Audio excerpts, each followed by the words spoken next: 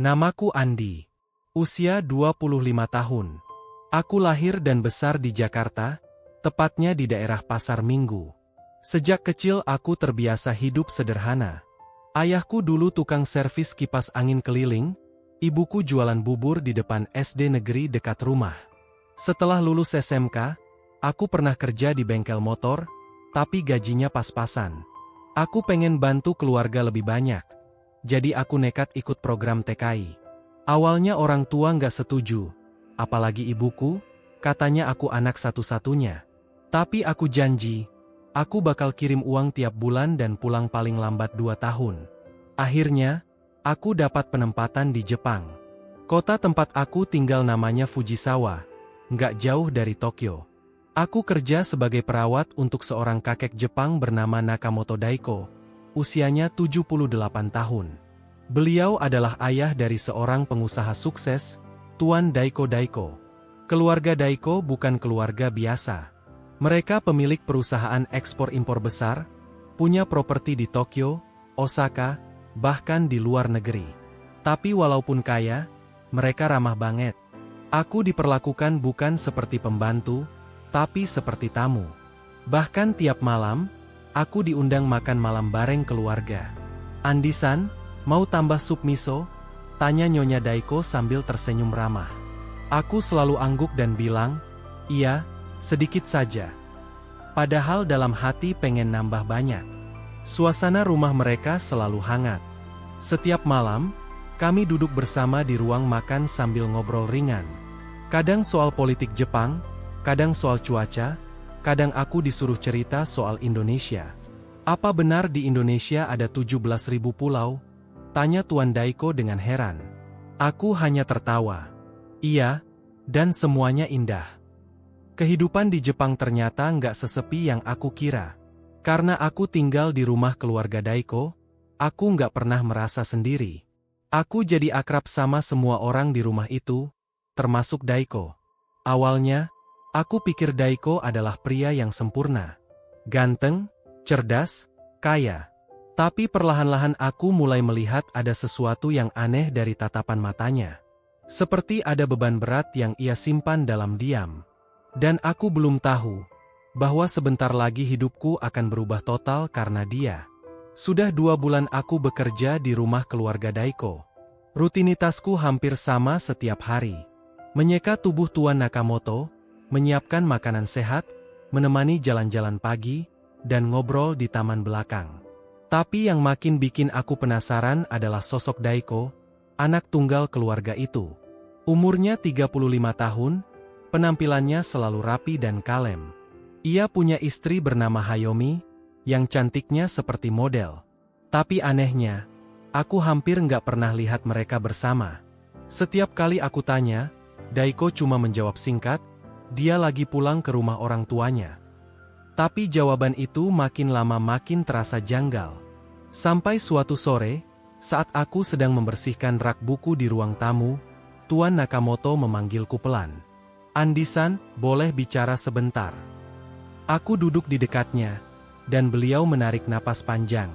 "Kamu pasti sudah menyadari kalau rumah ini terasa kosong.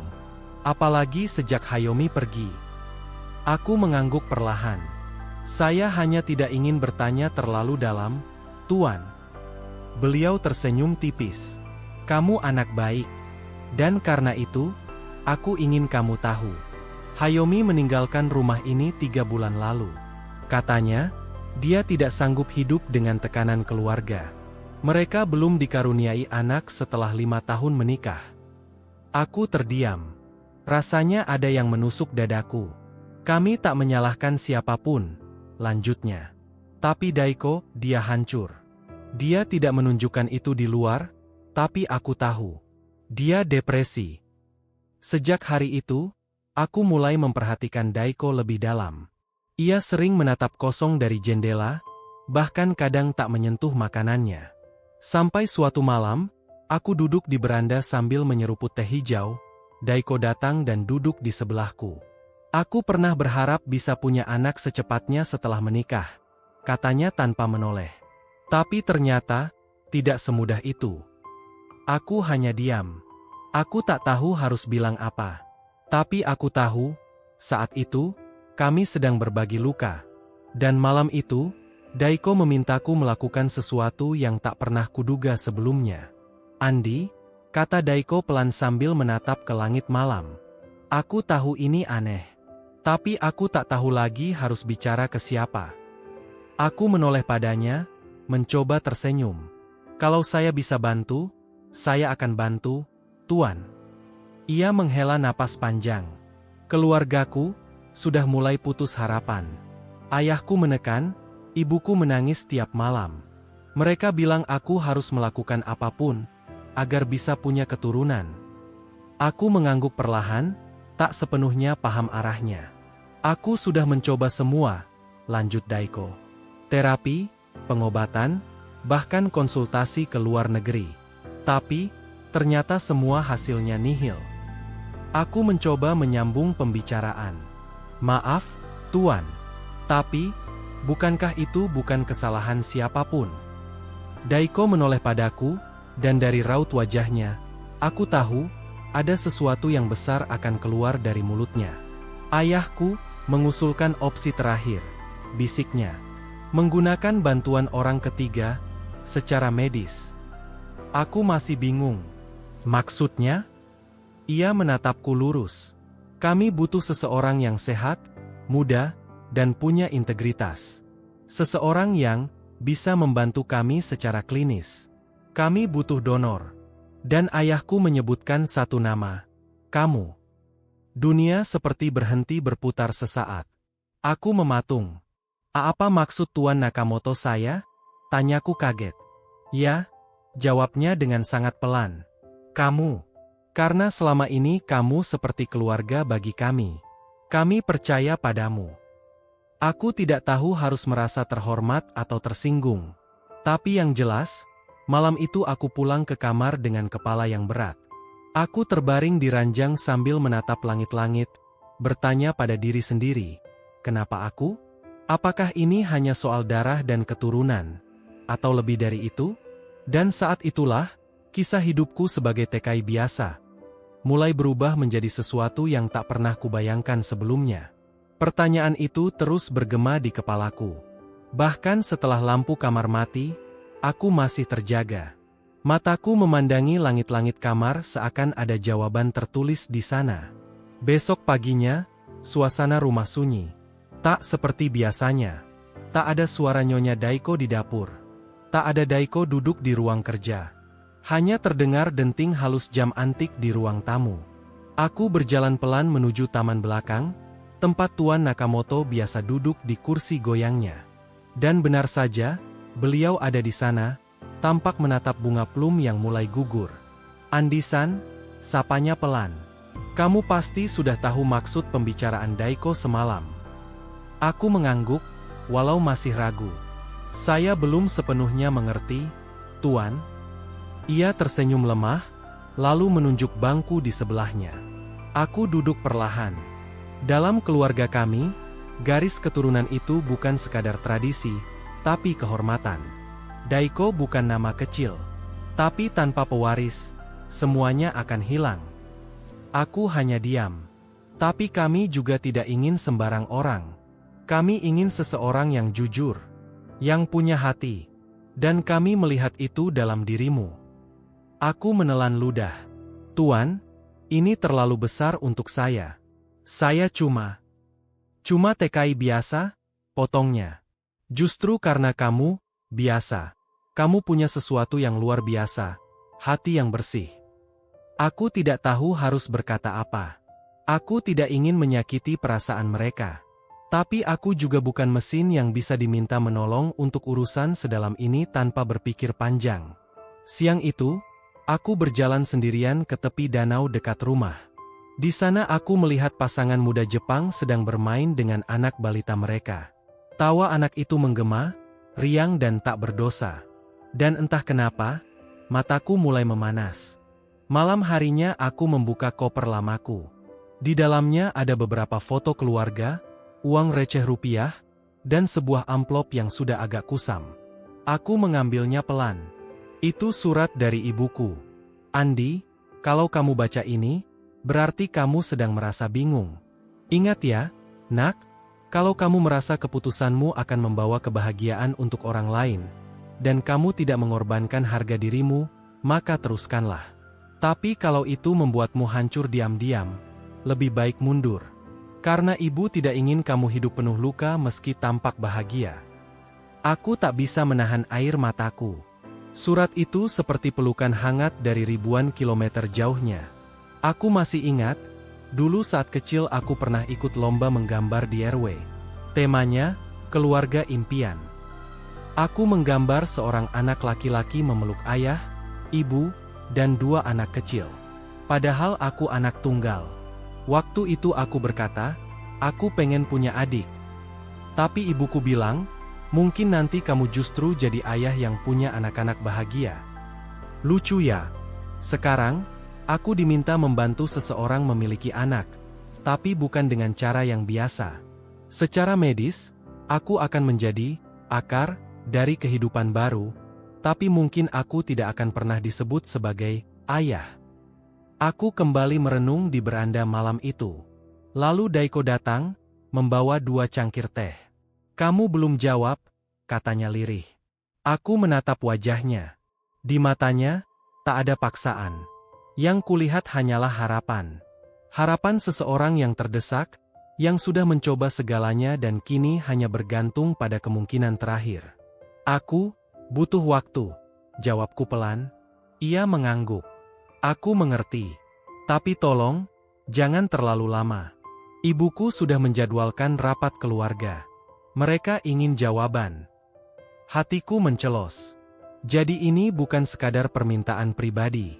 Ini sudah jadi urusan keluarga besar. Dan ternyata, bukan hanya aku yang menolak realita.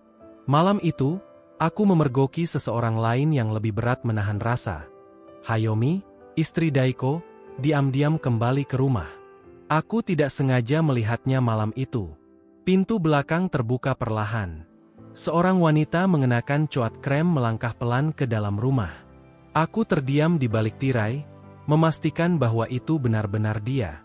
Dan ya, itu Hayomi.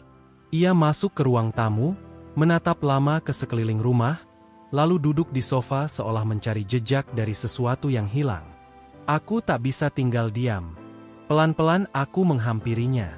Ia menoleh begitu mendengar langkah kakiku. Andi-san, katanya. Suaranya bergetar. Kau masih di sini rupanya. Aku mengangguk sopan. Saya masih bekerja di sini, Daiko. Ia menghela napas panjang. Rumah ini terasa berbeda. Dingin. Sepi. Daiko masih sama. Aku tidak bisa menjawab. Aku pergi bukan karena aku tidak mencintainya, katanya tiba-tiba. Tapi aku merasa jadi wanita gagal. 5 tahun, Andi, 5 tahun aku tidak bisa memberinya anak. Dan sekarang, aku dengar mereka sedang mempertimbangkan orang lain. Aku tercekat. Jadi ia tahu. Aku tahu itu bukan salahmu, lanjutnya. Tapi bisakah kau menolak? Untukku, aku mematung. Daiko hanya terlalu rapuh untuk membuat keputusan.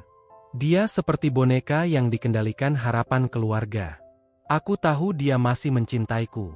Tapi kalau kamu setuju, semuanya akan berubah. Kau bukan hanya akan membantu kami. Kau akan mengambil tempatku di mata keluarga ini. Kata-katanya menancap di hatiku. Malam itu aku tidak tidur sama sekali. Bukan karena tekanan dari keluarga Daiko, tapi dari permintaan Hayomi yang tulus. Aku berada di persimpangan paling sulit dalam hidupku. Di satu sisi, aku bisa membantu keluarga yang memperlakukanku dengan hormat. Di sisi lain, aku bisa menghargai perasaan seorang wanita yang terluka tetapi tetap bertahan karena cinta. Dan yang lebih rumit lagi, aku hanya TKI. Tapi sekarang aku diberi beban yang bahkan kadang tak sanggup ditanggung oleh orang dalam keluarga sendiri. Kalau kamu di posisiku, apa kamu akan berkata ya? Atau pergi diam-diam tanpa pamit? Kalimat itu terus bergaung di kepalaku, seolah pikiranku memaksaku untuk segera mengambil keputusan. Aku berdiri lama di depan kaca kamar, menatap bayanganku sendiri. Wajahku terlihat lelah, tapi bukan karena pekerjaan, melainkan beban yang tak pernah kupikir akan aku tanggung saat berangkat menjadi TKI. Pagi itu, aku sengaja menghindari ruang makan. Aku tahu, akan ada tatapan penuh tanya dari semua orang.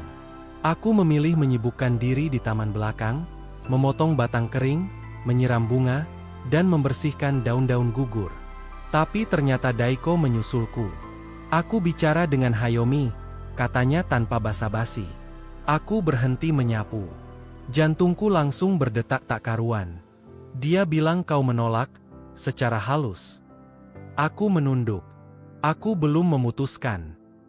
Daiko duduk di bangku taman, menatap tanah. Aku tidak memaksamu, Andi. Tapi waktu kita nggak banyak. Aku mengangkat wajah. Saya tahu. Tapi Tuan, saya juga punya hati. Saya tak ingin merusak apa yang mungkin masih bisa diselamatkan antara Tuan dan Hayomi. Daiko diam lama. Lalu akhirnya ia berkata lirih, Hayomi sudah memintaku menceraikannya. Hatiku nyaris berhenti berdetak. Apa? Tuan serius? Ia mengangguk. Dia bilang dia ingin aku bahagia. Bahkan jika itu artinya, bersama anak dari orang lain. Aku memejamkan mata. Rasanya seperti dihantam angin musim dingin yang paling kejam. Daiko menoleh padaku. Jadi, Andi, ini bukan lagi soal permintaan keluarga. Tapi ini soal menyelamatkan apa yang tersisa dari hidupku. Aku ingin menjadi ayah. Meski bukan secara biologis, tapi secara jiwa. Dan aku percaya, kamu akan memberiku kesempatan itu. Aku tak bisa menjawab. Kata-kata rasanya tersangkut di tenggorokanku. Yang bisa kulakukan hanya berdiri dan pergi perlahan. Menuju kamar, sambil menahan sesak di dada. 3 hari setelah percakapan itu, aku diminta datang ke sebuah klinik kesuburan di pusat kota Tokyo. Tanpa banyak kata, aku naik mobil keluarga Daiko bersama seorang perawat bernama Kaori yang ditugaskan menemani. Selama di perjalanan, aku hanya menatap keluar jendela.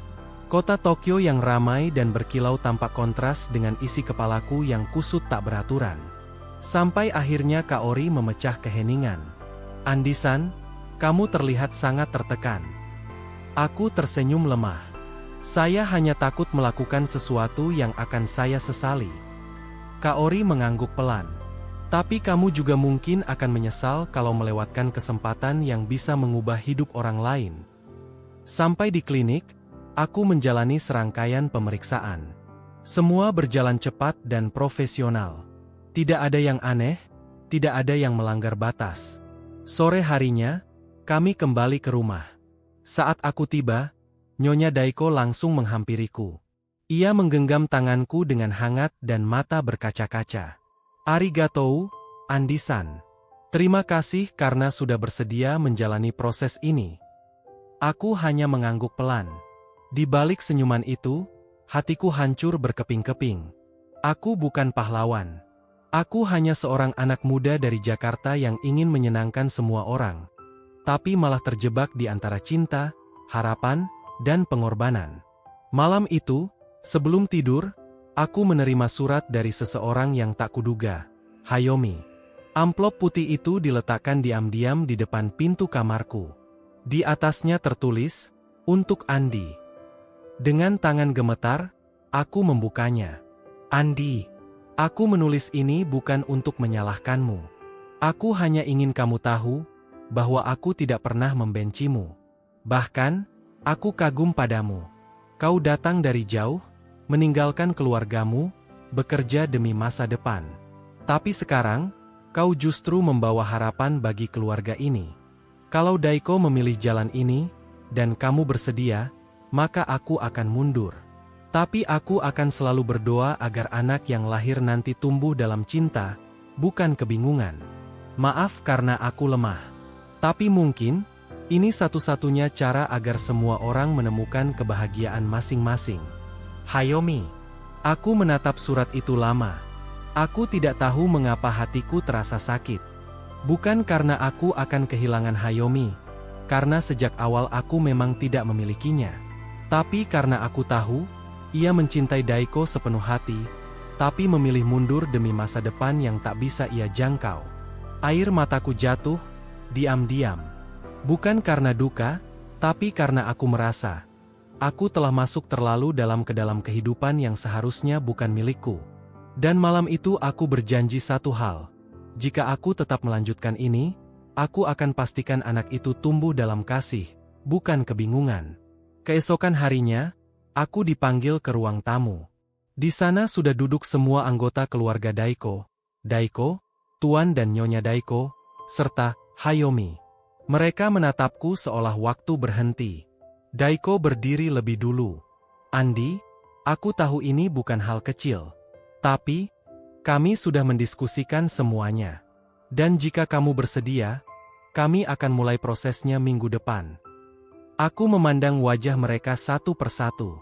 Pandangan mereka bukan tatapan bos ke pekerja, tapi tatapan keluarga yang sedang menggantungkan harapan. Lalu aku menatap Hayomi. Ia tersenyum kecil. Sebuah senyum yang tidak lagi menyimpan luka, tapi keikhlasan. Dan akhirnya aku bicara, dengan suara bergetar, saya bukan siapa-siapa. Tapi jika Tuhan memberi saya tubuh dan niat baik, maka saya ingin membantu. Suasana berubah hening. Lalu Nyonya Daiko berdiri, memelukku sambil menangis. Andi, kamu tidak hanya membantu kami, kamu menyelamatkan kami. Hari itu, aku menandatangani kesepakatan legal sebagai donor resmi. Semua dilakukan secara medis, dengan profesional dan prosedural. Tidak ada yang dilanggar, tidak ada yang disembunyikan. Tapi jauh di lubuk hati, aku tahu, hidupku tak akan pernah sama lagi. Aku bukan lagi sekadar TKI yang membersihkan rumah dan menyajikan teh. Aku kini jadi bagian dari perjalanan keluarga Daiko, dalam mencari makna dari cinta dan kehidupan. Dan langkah ini, hanya awal dari badai yang lebih besar yang belum aku duga. Tapi rupanya, hidup tak pernah berjalan lurus. Terkadang ketika kita sudah mengorbankan banyak hal, semesta justru melemparkan ujian paling berat tepat setelah kita mulai percaya segalanya akan baik-baik saja. 3 minggu setelah proses inseminasi dilakukan, Daiko tampak berbeda. Ia menjadi lebih pendiam, bahkan untuk ukuran dirinya yang sudah memang jarang bicara. Suatu sore, saat aku sedang menyapu taman, ia mendatangiku. Wajahnya pucat. Andi, katanya pelan, hasilnya gagal. Aku berhenti menyapu. Gagal? Iya. Dokter bilang, Hayomi tidak merespons seperti yang diharapkan. Aku terdiam. Bahkan udara pun seperti menolak berhembus saat itu. Aku merasa seperti baru saja kehilangan sesuatu. Padahal itu belum sepenuhnya menjadi milikku. Masih ada kesempatan, kan? Tanyaku lirih. Daiko mengangguk pelan. Kata dokter, bisa dicoba lagi. Tapi, peluangnya kecil. Sangat kecil. Kami sama-sama menunduk. Tak ada yang bisa dikatakan. Hanya keheningan yang memeluk kami, dingin dan menusuk. Malam itu aku tidak bisa tidur. Aku berdiri di depan kaca kamar sambil memandangi bayanganku sendiri. Entah kenapa, wajahku tampak asing. Aku bertanya pada diriku sendiri. Sampai di mana aku sanggup bertahan? Malam berikutnya, aku bermimpi. Dalam mimpi itu, aku melihat seorang anak kecil berlari di taman rumah Daiko. Ia memanggilku, "Papa! Papa!" Aku berlari menghampirinya, tapi semakin dekat aku berlari, semakin jauh ia menjauh.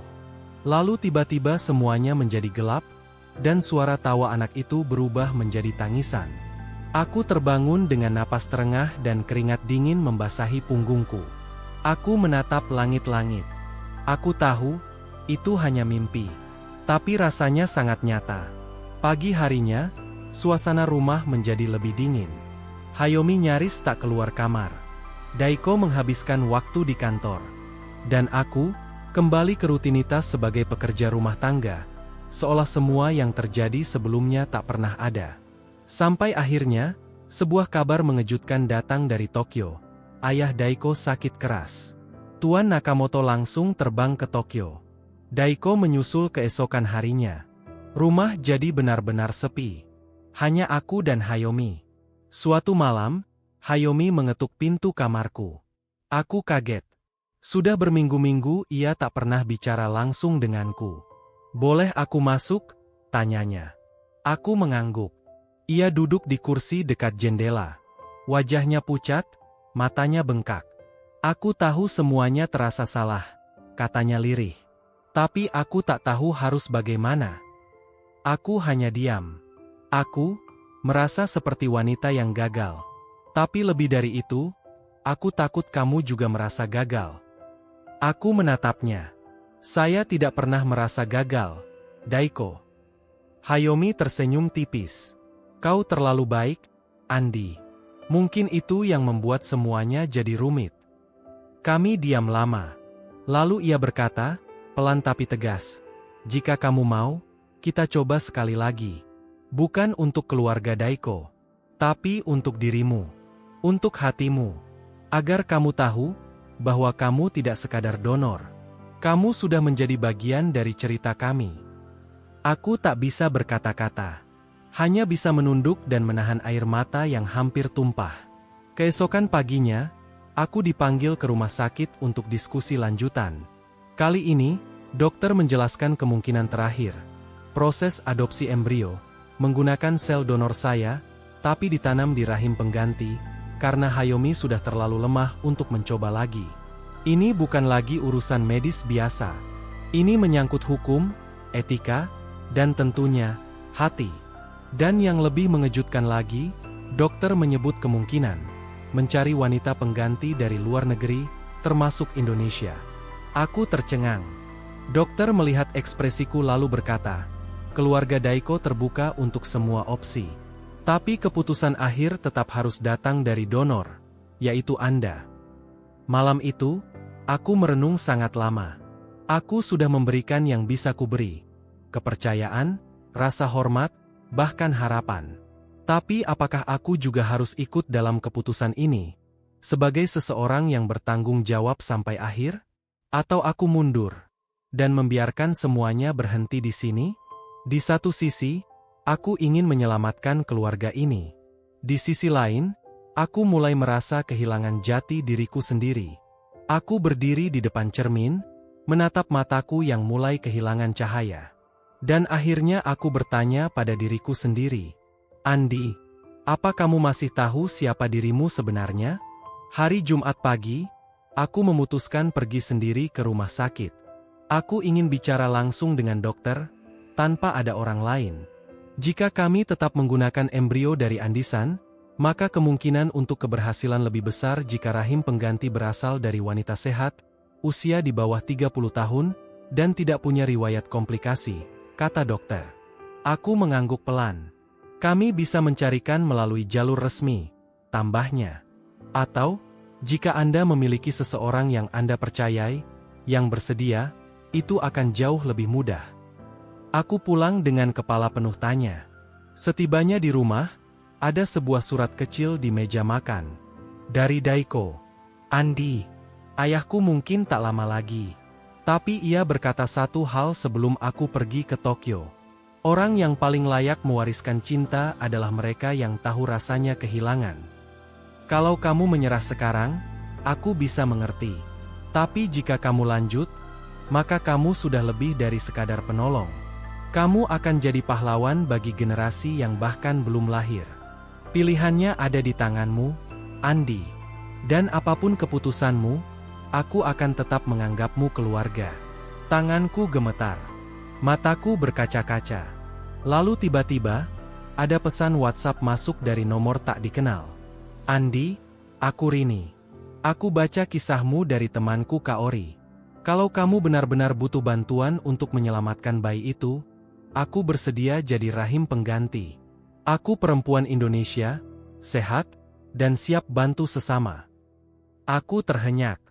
Apakah ini jawaban dari doa-doa panjangku? Atau justru awal dari ujian yang lebih besar lagi? Yang pasti, aku tak bisa mundur lagi. Pertanyaan itu terus terngiang di kepalaku setelah membaca pesan dari Rini, seorang wanita Indonesia yang bersedia menjadi ibu pengganti demi harapan keluarga Daiko. Aku tak mengenalnya. Tapi pesannya seperti cahaya di ujung terowongan panjang yang selama ini aku telusuri sendirian. Keesokan paginya aku menemui Daiko. Surat darinya kemarin masih tergenggam erat di sakuku. Ada seseorang yang bersedia membantu, kataku pelan. Daiko menatapku dengan sorot mata penuh harap. Kau yakin, Andi? Aku tak yakin apa ini akan berhasil, jawabku jujur. Tapi aku tahu, aku tak bisa membiarkan semuanya berakhir di sini. Kami langsung menghubungi klinik. Mereka menyambut baik keputusan itu, dan menjadwalkan pemeriksaan awal untuk Rini. Dan seminggu kemudian, aku akhirnya bertemu langsung dengan perempuan yang berani menawarkan rahimnya demi seorang anak yang bahkan bukan darah dagingnya. Dia tinggi, berjilbab, wajahnya tenang, matanya tulus. Perempuan asal Bandung yang kini bekerja sebagai perawat magang di rumah sakit Jepang. Mas Andi, katanya, menunduk sopan. Saya lakukan ini bukan karena uang, tapi karena saya tahu rasanya melihat orang baik gagal berkali-kali. Saya pun pernah kehilangan bayi. Jadi mungkin, ini caraku berdamai dengan masa lalu. Aku menahan napas. Kami bukan siapa-siapa satu sama lain. Tapi entah bagaimana, takdir mempertemukan kami dalam cerita paling aneh dan paling menegangkan dalam hidupku. Hari-hari menjelang transfer embrio menjadi saat paling menegangkan dalam hidup kami. Hayomi tampak jauh lebih tenang dibanding sebelumnya. Daiko menjadi lebih banyak tersenyum. Bahkan aku pun mulai merasa ada harapan baru tumbuh di sela-sela ketegangan ini. Rini menjalani serangkaian pemeriksaan medis yang intensif. Alhamdulillah, semuanya berjalan lancar. Dokter mengatakan tubuhnya sehat, dan secara psikologis ia stabil. Itu membuat kami bisa memulai proses transfer embrio. Hari yang kami tunggu tiba. Kami semua hadir di rumah sakit. Aku, Daiko, Hayomi, dan Rini. Sebelum masuk ruang prosedur, Rini sempat menoleh padaku dan berkata, apapun hasilnya nanti, tolong jangan salahkan siapa-siapa. Kita semua sudah mencoba dengan niat baik. Aku mengangguk, tak mampu membalas apapun selain senyuman kecil yang kupaksakan. Proses transfer berjalan lancar. Tapi setelah itu, datang masa paling menyiksa, masa menunggu. 2 minggu, 14 hari, 336 jam. Itu seperti hukuman waktu yang berjalan lambat, sangat lambat. Setiap pagi aku mengecek pesan dari dokter. Setiap malam aku berdoa lebih khusyuk daripada sebelumnya. Setiap saat jantungku seperti dihimpit batu besar. Dan pada hari ke-14, ponselku bergetar. Pesan dari dokter. Hasil positif. Embrio berhasil berkembang. Rini hamil. Tanganku gemetar. Lututku lemas. Air mata jatuh begitu saja. Aku langsung bersujud di kamar. Tubuhku bergetar menahan haru. Lalu kupeluk ponselku seolah itu satu-satunya benda paling berharga di dunia. Akhirnya, setelah semua perjuangan, penolakan, dan air mata, keajaiban itu datang juga. Setelah kabar kehamilan itu, semuanya berubah. Rumah Daiko yang dulu sunyi, kini dipenuhi senyum dan harapan. Hayomi setiap hari menelepon Rini untuk bertanya kabar. Daiko membeli buku-buku parenting. Dan aku masih sering tak percaya semua ini nyata. Rini memutuskan tinggal sementara di Kyoto, dekat rumah sakit tempat ia dipantau setiap pekan. Aku dan Daiko bergiliran menemaninya saat kontrol. Satu hal yang membuatku terharu adalah cara Hayomi memperlakukan Rini. Saya tahu ini bukan hal mudah, katanya pada suatu sore. Tapi Rini-san, kamu sudah memberikan sesuatu yang tak bisa diukur dengan apapun. Terima kasih. Rini hanya mengangguk dan tersenyum. Ia wanita yang kuat, tapi aku tahu hatinya lembut sekali. Bulan demi bulan berlalu. Hingga akhirnya, di suatu pagi yang cerah, telepon dari rumah sakit masuk. Rini akan melahirkan hari ini. Aku, Daiko, dan Hayomi langsung meluncur ke rumah sakit. Kami berdiri di luar ruang bersalin. Jantungku berdetak kencang, seolah detaknya bisa mengguncang bumi. Dan ketika tangisan bayi itu terdengar, aku menutup mata, menangis dalam diam. Daiko memelukku. Hayomi menggenggam tanganku erat. Kami bertiga menangis bersama. Dokter keluar dan berkata, "Selamat, bayi laki-laki. Sehat." Kami diberi waktu masuk bergantian. Saat aku masuk, kulihat Rini sedang terbaring lemah dengan senyum bahagia. Di sampingnya, seorang bayi mungil dengan pipi merah dan tangan mengepal. "Mas Andi," ucap Rini lirih. "Itu anak kalian?" Aku tak sanggup berkata apa-apa. Hanya bisa mengangguk sambil menahan air mata yang terus mengalir tanpa bisa dihentikan. Dan dalam hati, aku berkata, "Nak, mungkin kamu bukan anak kandungku dalam arti hukum. Tapi percayalah, kamu lahir dari air mata dan cinta yang tulus. Kamu adalah bukti bahwa harapan tidak pernah mati." Kalimat itu terus bergema di hatiku bahkan seminggu setelah kelahiran bayi mungil itu. Daiko dan Hayomi menamainya Haruki, yang dalam bahasa Jepang berarti cahaya musim semi. Dan Haruki memang benar-benar menjadi cahaya. Sejak kelahirannya, wajah Daiko yang dulu selalu muram berubah cerah. Hayomi tak lagi terlihat rapuh, bahkan senyumnya kini jauh lebih hangat. Tapi aku tahu, hari-hari kami tak akan selalu seperti ini. Aku bukan anggota keluarga secara hukum. Tidak ada ikatan resmi yang mengharuskan mereka tetap bersamaku. Dan benar saja, 3 minggu setelah Haruki lahir, Daiko mengajakku bicara di taman belakang, tempat kami dulu menanam bonsai bersama. "Andi," katanya perlahan, "kau sudah memberikan lebih dari apa yang bisa dibalas oleh siapapun.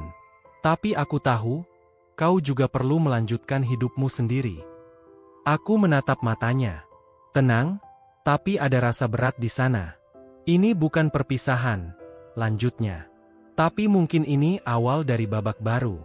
Aku dan Hayomi memutuskan untuk memberimu satu kehormatan, menjadi wali kehormatan Haruki. Namamu akan tercatat dalam dokumen keluarga sebagai saksi kelahiran dan sebagai orang yang berjasa dalam hidupnya." Dadaku bergetar hebat. Air mataku hampir tumpah, tapi aku tahan. "Terima kasih, Daiko-san. Saya akan anggap Haruki seperti anak saya sendiri, meski dari jauh," jawabku lirih. Kami saling menunduk. Dalam budaya Jepang, itu lebih dalam daripada pelukan. Dan hari itu, aku mengerti arti ikhlas yang sebenarnya. Melepas bukan karena tidak sayang, tapi karena tahu, cinta sejati tak harus selalu memiliki. Aku kembali ke kamar kecilku, tempat aku tidur sejak pertama kali datang ke rumah keluarga Daiko 2 tahun lalu. Kupandangi koper tuaku yang mulai kusam. Isinya tak banyak, baju kerja, 2 helai batik, sebuah Al-Quran saku, dan foto ibuku yang sudah tiada. Tapi hatiku penuh.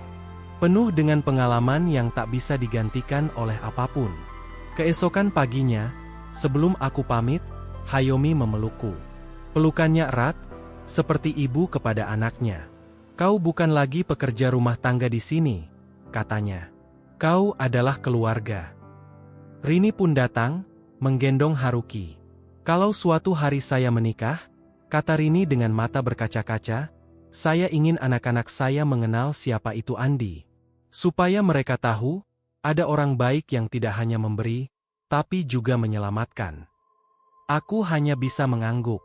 Kata-kata seperti tak sanggup keluar dari mulutku. Saat mobil taksi membawaku menjauh dari rumah itu, aku menoleh ke belakang. Hayomi mengangkat tangan, Daiko berdiri sambil membawa Haruki di gendongannya. Dan Rini berdiri di sebelah mereka, tersenyum. Pemandangan itu akan selalu kusimpan dalam benakku selamanya. Aku bukan siapa-siapa. Tapi di sana, aku pernah menjadi segalanya. 2 tahun telah berlalu sejak hari aku meninggalkan Kyoto. Sekarang aku tinggal di Yogyakarta, menjadi penerjemah lepas dan penulis kisah-kisah kehidupan. Kadang-kadang, aku mendapat surat dari Daiko. Foto-foto Haruki, cerita lucu tentang langkah pertamanya, kata-kata pertamanya. Hayomi juga mengirimkan video pendek saat Haruki belajar menyebut namaku. "Andi, Andi," katanya dengan cadel. Lucu sekali. "Rini?" Dia kembali ke Indonesia setelah kontraknya habis. Kami masih berkabar, walau jarang. Terakhir, Dia bilang sedang dekat dengan seorang guru SD. Aku doakan yang terbaik untuknya. Dan aku tetap menulis. Tapi tidak sembarang menulis. Aku menulis tentang kisah yang satu ini. Kisah yang mengubah hidupku. Kisah yang mengajarkanku bahwa cinta tidak selalu datang dalam bentuk hubungan darah. Bahwa keluarga bisa terbentuk dari rasa, bukan hanya ikatan. Dan kepada Haruki, jika suatu hari kau tumbuh besar dan menemukan tulisan ini, ketahuilah, kau hadir dari sekeping cinta yang melewati batas bangsa, budaya, bahkan logika. Ayah dan ibumu mencintaimu lebih dari apapun. Dan aku mencintaimu dengan cara yang mungkin tak bisa dijelaskan. Tapi akan selalu kau rasakan di hati. Kau adalah bukti bahwa meski aku cuma seorang TKI, aku bisa menjadi bagian dari kisah besar. Kisah yang tak hanya viral di dunia maya, tapi juga meninggalkan bekas dalam sejarah hati banyak orang. Terima kasih, Haruki. Karena kamu, aku belajar apa arti menjadi manusia.